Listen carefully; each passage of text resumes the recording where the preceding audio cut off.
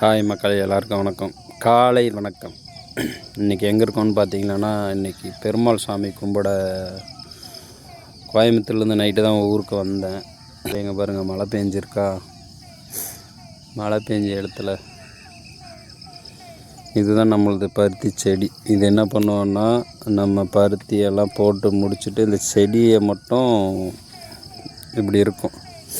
அது என்ன பண்ணுவோன்னு பார்த்தீங்கன்னா, தண்ணி இருக்கிறவங்க கிணத்துலேருந்து தண்ணி கட்டி அந்த செடியெல்லாம் பிடிங்கிறாங்க. அது வேஸ்ட்டு தான்.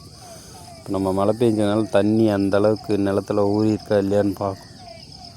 நிலத்தில் ஊறி இருக்கா அப்படின்னு சொன்னால் அந்த செடியை ஃபுல்லாக பிடிங்கிட்டு அடுத்து வேறு எதாவது பிளான் பண்ண வேண்டியது தான். நம்ம இங்கே பாருங்க, நம்ம சிட்டி சைடெல்லாம் பார்ப்போம் காளான் எப்படி இருக்கும் அப்படின்னு சொல்லிட்டு. ஆக்சுவலாக பார்த்தா ஒரிஜினல் காளான்ன்றது இப்படி தான் இருக்குங்க. பாருங்கள், இதுதான் ஒரிஜினல் காளான்.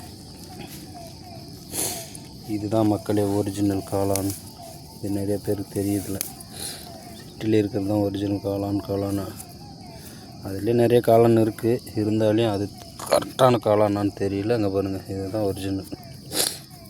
இது ஒன்று மொட்டை ஒன்று 2 இருக்குது பாருங்கள். பக்கமே பாருங்கள், நெல் கைனி நம்ம கழுவு போகிறோம் காளான்.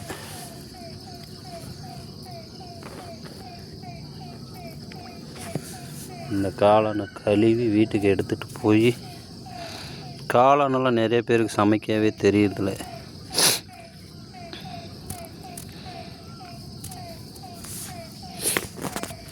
காளானை பொறுத்த வரைக்கும் எப்படி சமைக்கணும்னு பார்த்தீங்கன்னா, சின்ன வெங்காயம் கட் பண்ணிடுவோங்க. கட் பண்ணிவிட்டு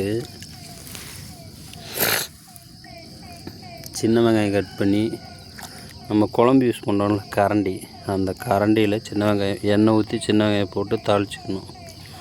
தாளிச்சிட்டு அப்புறம் என்ன பண்ணணும்னு பார்த்தீங்கன்னா, பிள்ளைங்க அப்புறம் இன்னொன்று, நீ காளான் வேட்டையாட்டுங்குது நமக்கு. நல்லா இருக்கா இது? இதுக்கு அடியில் பார்த்திங்கன்னா புழு வச்சுருக்கோம் மக்களே. இதெல்லாம் பார்த்து எடுக்கணும். இந்த ஆக மொத்தம் 3 காளான் நமக்கு. இங்கே பார்த்தீங்களா இல்லையா, 3 காளான். 1 2 3 3 காளான் நமக்கு இன்றைக்கி. இந்த வேட்டை 3 காளான். பாருங்கள், இந்த இடத்துல இது இங்கே பார்த்திங்கன்னா ஒரு 2-3 நாள் கழித்து பார்த்திங்கன்னா மறுபடியும் இன்னொரு காளான் வந்துடும் நமக்கு. ஏன்னா அந்த இடத்துல அந்த விதை நிறையா இருக்குதுன்னு சொல்லுவாங்க.